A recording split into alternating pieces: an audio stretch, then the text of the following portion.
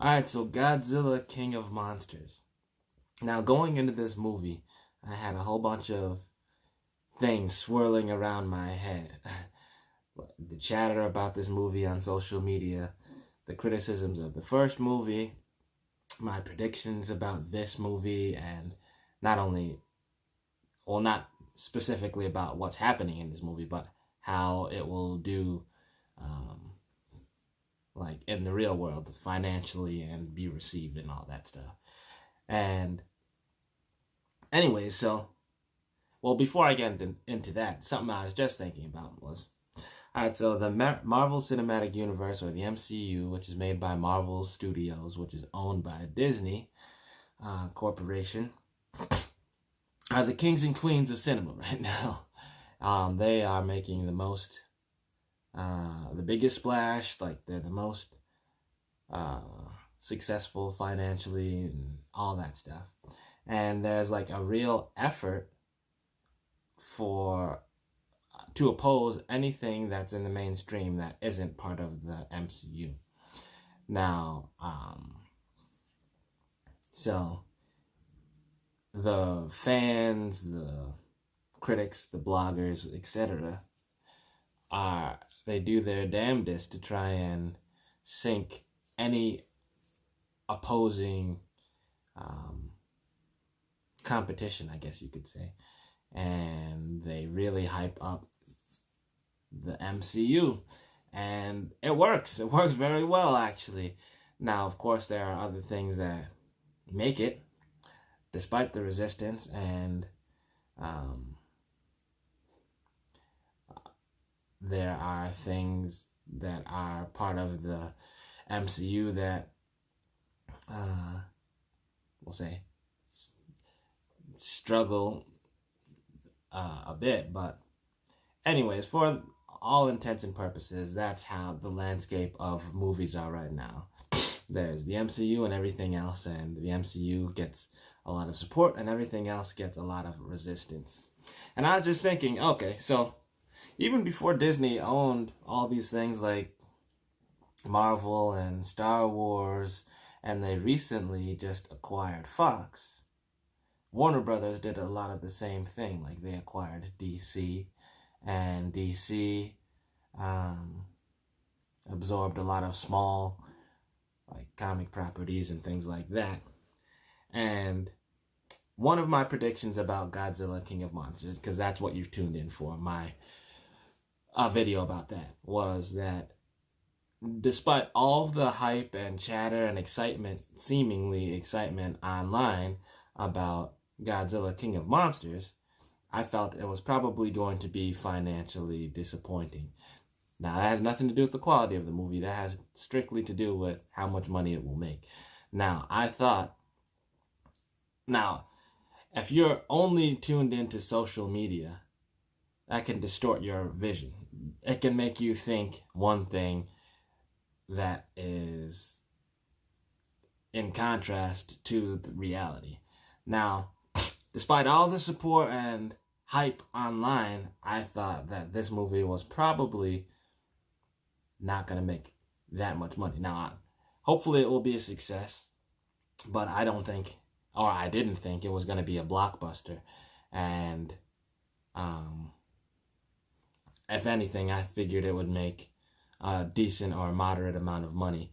And so far, the first weekend being down, people are trying to act as if hit the panic button and all this stuff, but it seems to be going along with what I was thinking, that it was not going to be a blockbuster, but it would just be make a modest amount, which is in this case $500 million. That's kind of what it means now to be a moderate success, and the real success is $1 billion or more. Now, anyways, that said, I was thinking, alright, so MCU gets all the love and everything else gets all the hate. And the people making this movie are Warner Brothers and Legendary Pictures, or whatever it is. And I was thinking, I wonder how a Disney made Godzilla movie would fare. Now, with Disney backing Godzilla, would it be a blockbuster? Would it be a juggernaut like the Marvel Cinematic Universe has turned out to be? Or would it just be another, would it struggle just as much as it does with Warner Brothers? I don't know. But then I got to thinking, well, back in the day, Marvel did publish Godzilla comics, and DC are like the king of crossovers. They've crossed over with so many things, and I was thinking, all right, let's do some sports trades. It would be cool if Warner Brothers negotiated with Disney. It's like, all right, we'll trade you, we'll give you Godzilla, but what would they take in return for Godzilla? And I was thinking, they should take, it would be cool if they took the Alien and Predator franchise from Fox. That'd be a pretty sweet trade. Like, all right, Disney gets Godzilla, and we'll see what those movies are like. How Disney-made Godzilla movies are like. I don't know if it'd be a reboot or a continuation or what, but I'd be for it. I'd see what they did with it. And I'd definitely be for seeing what Warner Brothers did with the Alien and Predator franchise. Now, before Disney showed them the way, they were very apprehensive about doing crossovers even within their own property, which is the most stupidest thing ever. It's like you have this whole expansive universe or intellectual property, and you don't even let them interact. But after Marvel, and thankfully they did, we'll say God bless them, showed that crossovers can be successful, and actually super successful, Warner Brothers finally got on board. So it'd be cool if after getting that franchise, they actually started making crossovers, not only between Alien and Predator, but with their DC movies, because in the past, like I said, DC being the king of crossovers, they've made comics like Batman versus Predator and Superman versus Aliens. And it'd just be so awesome for me to see these hypothetical matchups and things like that I've had in my head since early childhood. I love crossovers. Anyway, so back to King of Monsters.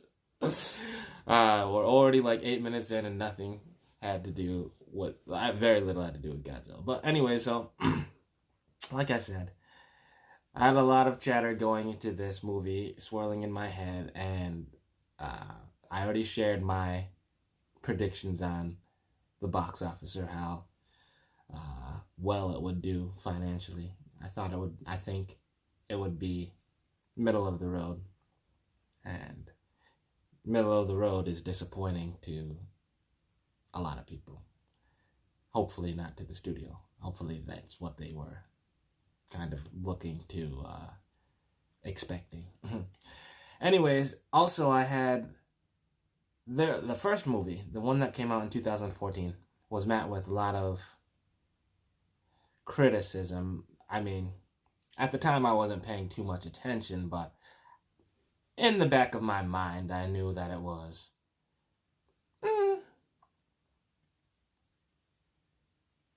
received with a lukewarm reception. Anyways, so as time went by, I started to hear that people thought it was boring, that there's too much human drama, and that there was not enough monster action. So I knew that the studio would likely be addressing those criticisms with this sequel, and hearing people's response to this was that it was the exact opposite of the first, is everything we wanted from the first, and whatever. Now, I didn't have any of those issues with the first movie. I didn't feel like they panned away from what was happening with the creatures or hinted at it and didn't show. I felt they showed a good amount of what was going on. And I didn't feel like the human characters took too much screen time. I felt it was a realistic depiction of how human society would react if something like this happened, where these creatures of unknown origin suddenly revealed themselves and were affecting our daily lives. And it was about people trying to just survive. And this movie, now people were saying, oh, so much monster action, and some idiots were even saying, oh, it's monster porn. Woo! That means good now. Everything paired with porn means good now. Food porn, monster porn, whatever porn. It's ridiculous. But anyway, so we love you, Dave, film junkie. So I was thinking, okay, we'll see what this movie is like. Going into this, oh, also, when I get into a movie, especially the movie theater, something I've never seen before, I always look to see when I get into the movie. Now, sometimes I never get in, sometimes I get in right away immediately, and it has me captivated, and sometimes it's later on in the movie, midway or whenever, or like this. It took a while, and then once I was in, then I'd get out, and I'd be thinking about the movie and what was going on, and then I'd get back in, and then slip in and out. And that's how I was about this movie. It took a while to get into for me, but those outside external thoughts never left my mind, or they're never far off. So that was unfortunate. Now, as far as the criticisms go, the humans in this movie were much more obnoxious, and their presence was much more felt by me this time around. Now, part of that could be it was already on my mind that humans being around is a bad thing. So I was looking to see if this one was more monster focused, and it was not at all. In fact, I feel it was all the criticisms about the first were invalid to me, but very valid about this one. The human element was centric in this one. Now, the first movie was about a family trying to survive, and what was happening felt like the focus of the movie. This time around, it feels like the human family, which is it's a different human family, they felt like the center of the movie, and the monsters were background and supporting characters. So the other one was, this is happening, this event is happening, and these people are reacting to this event. This is a family, a movie about this family, and this thing is happening simultaneously at the same time. And it was much less realistic about the humans, and much more stylized, much more generic, cliche, military. Now, there's one scene specifically that reminded me of the Space Marines in Aliens, which is the second movie in the Alien series. And now, I love the Space Marines, and I mean, these guys could not compare. You just can't, for me, compete with Bill Paxton. That guy, everything he was in, he made awesome. Anyway, so there was one specific moment where these military personnel are in the Arctic, and it just reminded me of Aliens for some odd reason. But anyways, beyond that, the humans were very, cliche, ooh-rah, ooh, let's get it, yeah, man! And there's the annoying, for me, stereotypical cool black guy, because he's a staple. I mean, all the years of repression and abuse, now we gotta make up for it by having a cool black character, and that makes up for slavery and all that stupid human stuff. And it's like, I don't care about the stupid cool black military guy. I don't care about his stupid one-liners, and I don't care about this stupid cliche performance. Like, if you don't know what I'm talking about, it's Ice Cube's son. It's like, yeah, it's pretty, obvious. The movie as a whole, okay, I'd say it follows the same course as Pacific Rim and Pacific Rim 2, where the first one was met with criticisms, the second one is meant to address those criticisms, and I was concerned with both, much more so with Pacific Rim, that it would end up being bad for the movie. But actually, I feel both Pacific Rim and Pacific Rim 2 are good movies, and although they are different and kind of in conflict with each other, I think they both work well, and I enjoy them both. So I like them, and I think they're both well made. Similar to this one, I enjoy the first one, and I think it's a good movie. This one, I don't know if I like it, but I definitely don't dislike it. I don't dislike it. I'd see it. I'm open to seeing it again, and I'm more times and many times, whatever. And as far as it being good quality, I wouldn't say it was, I wouldn't say it was good, but I think it was definitely pretty good. I mean, it's definitely up there in quality. Some of the things that I appreciate with this movie is it continued with the continuity established in the first movie. Now, in the first movie, these giant creatures wreaking havoc on global cities. In this movie, those cities aren't magically rebuilt. It's only 5 years later. That San Diego that was destroyed in the first movie is gone. It's destroyed. And I appreciate stuff like that. I love consequences in movies and in real life. When we deal with consequences, I appreciate it.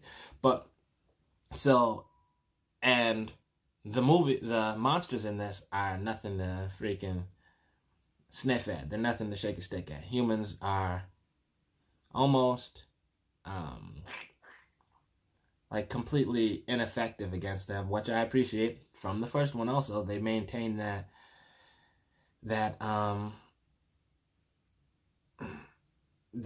relationship that we're trying to respond, and these things are freaking tough. They're unkillable almost.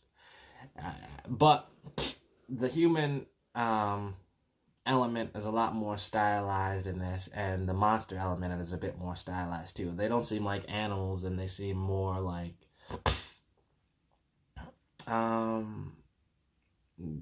they fight more like humans in suits, like the old movies, where in the first Godzilla 2014 it felt like creatures, and this one it feels more like they're a bit more self-aware. Now, like, Godzilla's not doing jumping, spinning kicks and martial arts or anything like that.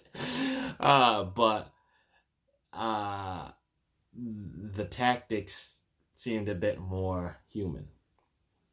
Now, and the fighting style felt a lot more human. Now, also, this is like my fourth or whatever attempt at making this video, so I don't know what I said in this video versus other videos, but another one of the criticisms that was in my mind as far as this movie goes was that this is going to be the Batman versus Superman of kaiju movies. Now, the person meant that in a negative way, and the person was stupid, because the only reason they said that was, spoiler, this movie opens up with a flashback of people in a destroyed city reacting to the creatures that are destroying the city. So, like, Batman looking up at Superman and Zod as they crash through buildings. And that's establishing the relationship or his viewpoint of Superman. That's what happens in this movie. We're with a family in the middle of some destruction, and they look up and you see Godzilla fighting the Muto. And later on in the movie, there's a government meeting, a Senate meeting of how to react to these creatures. Those are the only freaking reasons this person said that. It's the most lazy, lackadaisical comparison of saying, oh, this movie is like this movie because of this dude. Oh, so stupid. And I can see it. And there, we'll say, is religious imagery. But all these things are such surface level comparisons that, and the annoying thing is, people will be like, oh yeah, the people that want to see it or want to agree will agree, but beyond the surface level, no, they're not anything alike. But anyways, so I'm sorry that this is all over the place, and but if you've watched my other videos, you already know they suck. And there is no structure to follow. But overall, this movie was interesting. I would definitely watch it. I'm definitely invested in the series, and I think it was pretty well made. There was elements that I really enjoyed about it, and there are elements that I really disliked about it. Getting into spoilers, the main adversary, King Ghidorah, which they used his name. Alright, so in one section, these bad humans called him the king, and in another section, the good humans called him Ghidorah, and then later on, the humans called him, the good humans, the military, called him King Ghidorah. So I was like, why are they using the name that the bad guys used? They just symbiotically transferred that information. Stupid little mistakes like that stick out to me in movies, like things that make no sense. But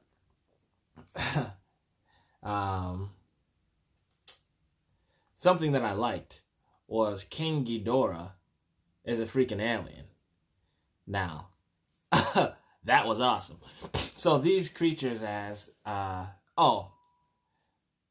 alright, so another, we'll say, bad thing about this movie, it's like freaking exposition the movie.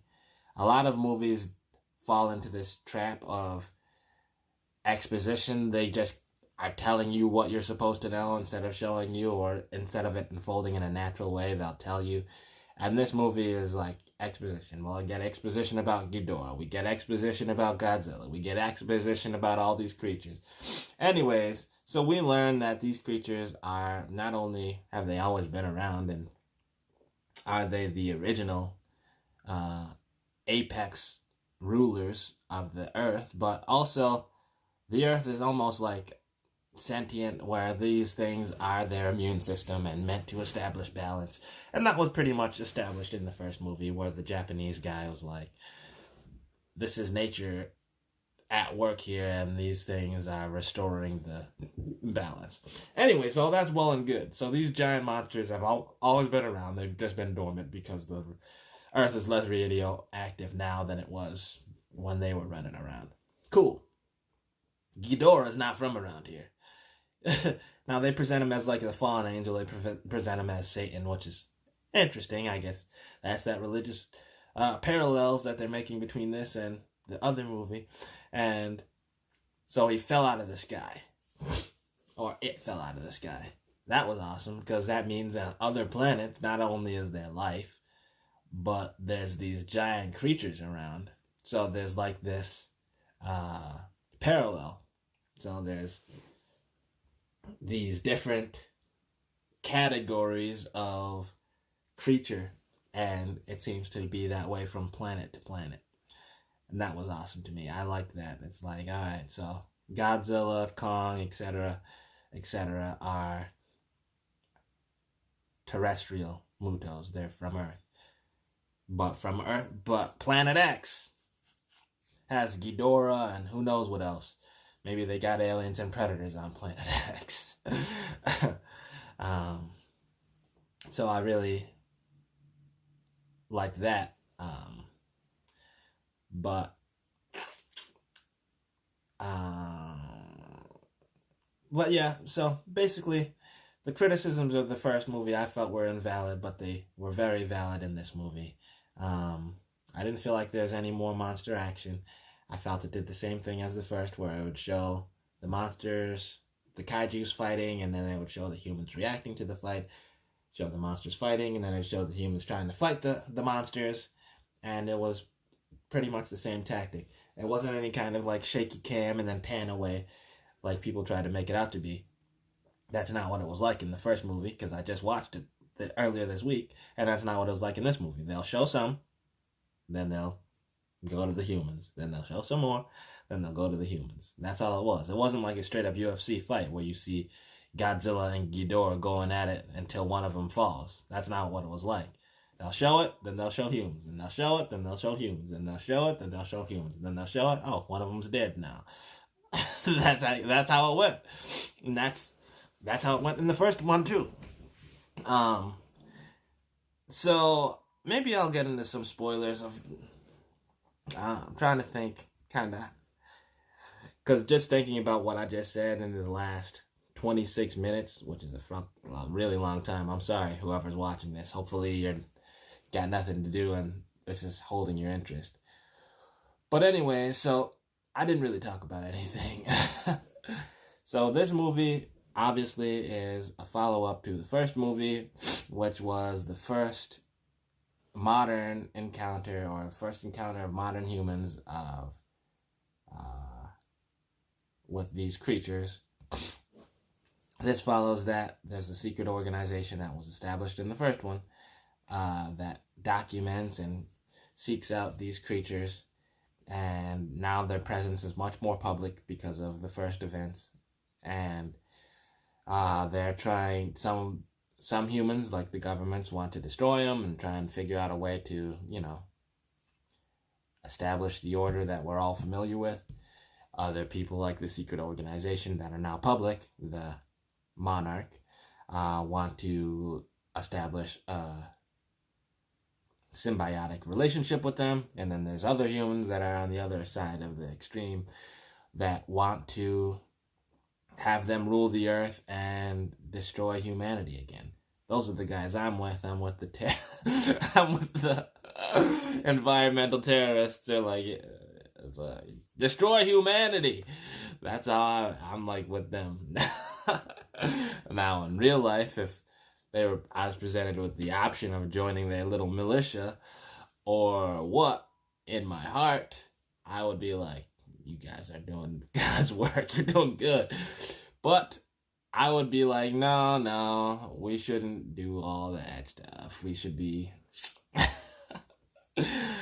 I wouldn't join the militia in real life. But in my heart, I would want to.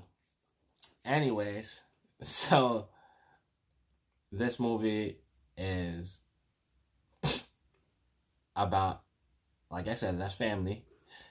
Now, of course, they got the special knowledge and information of how to affect Mutos. That's the MacGuffin that is going. That's the whole thread through the movie, of how to affect these creatures and try and control them or try and get a reaction out of them. And this family that actually works for the Monarch, the neutral organization that wants to be symbiotic with them, they are the centerpiece, and basically they get... Well, I'm trying to figure out how spoilery to be. Alright, so there's the government that wanted to destroy them, there's Monarch that want to live with them, and then there's the terrorists that want them to rule. Alright, so this family that works for Monarch, alright, so the terrorists are trying to free all the monsters. That's basically what this movie is about. And the monsters are freed. And they are running around. Turns out one of them Ghidorah is a freaking alien, and he wants to destroy all the creatures on Earth. Oh, at least he wants to be at the top of the food chain. Godzilla, who's from Earth, is on the top of the food chain. So they're naturally enemies. And apparently they've had a rivalry for however many millions of years Godzilla's lived and Ghidorah's been around, and whatever put them both to sleep ended it. And apparently in that time, Godzilla's grown weak and Ghidorah stayed on that freaking steroid because he was kicking Godzilla's tail. Until humans saved him. Yay! Humans helped. And they are saved, and the alien kaiju is, well, Earth wins, we'll say. And then next up is Godzilla, who's the king of the monsters. Apparently has another human, or not a human, another Earth rival. It turns out that's King Kong. Now, from what we established in the first Kong Skull Island movie, Kong was a kid, so Godzilla must have a rivalry with the Kong's parents, and if it's any indication, he's a freaking ape killer. Because if Kong's the baby and he's the only survivor, and we know baby Kong didn't fight Godzilla, that means Kong's parents fought Godzilla, and they got up. They've got, effed up. They got killed. So hopefully, in Kong versus Godzilla, it'll be the same thing. Now, hopefully Kong will be formidable and all that, and won't go out like no chump, but hopefully Godzilla wins. Just being real with you. Anyway, so if you stuck around with to the end of this video, you have won. You have like the fortitude of a freaking superhero and a Shaolin monk combined. I don't know why you stuck with me. Thanks for watching. This is not to determine if you should go see the movie or not. You should decide for yourself. Don't let me or any critic tell you what to do if you're going to go see a movie or not. If you want to see it, see it. If you don't. Don't let them tell you that it was good and that be the determining factor for you. Don't let me tell you it was good or bad and that be the determining factor for you. Learn to freaking think for yourself. Learn to exercise your own mental muscles and come up with your own standards of what makes something objectively good, what makes something objectively bad, because that's not something critics tell you. We don't know what standards they're using to determine what is good and bad. We're left in the dark. And what they enjoy and dislike is not relevant. Just because you like something doesn't make it good. Just because you dislike something doesn't make it bad. Doesn't matter if you're paid like a critic or an amateur like myself and you. Liking something and it being good, not the same thing. Disliking something and it being bad, not the same thing. So if critics are telling you something is bad because they don't like it, don't listen to them. They're stupid. Now that that's established, you share with me your thoughts of Godzilla King of Monsters, your thoughts on life, and all this nerd stuff. And yeah, release the Snyder Cut. Let's get into these comments. Thanks for watching.